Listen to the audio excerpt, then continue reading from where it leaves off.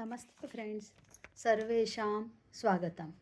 Today 24th shloka of Shri Ramaraksha Stotram.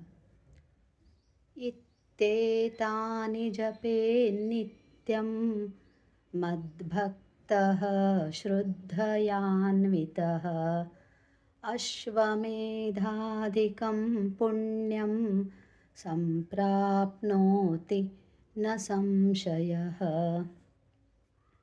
Lord Shiva tells Mama Bhaktah Madbhaktah, who is my devotee. Iti etani, these names.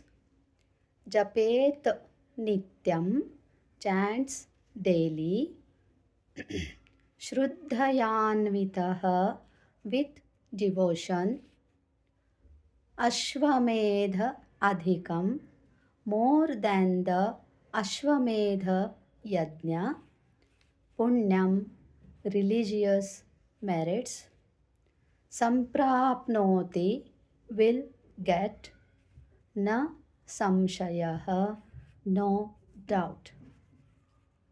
Lord Shiva says, my devotee who chants these names of Sri Rama with devotion daily will get the benefits of more than Ashvamedha Yajna.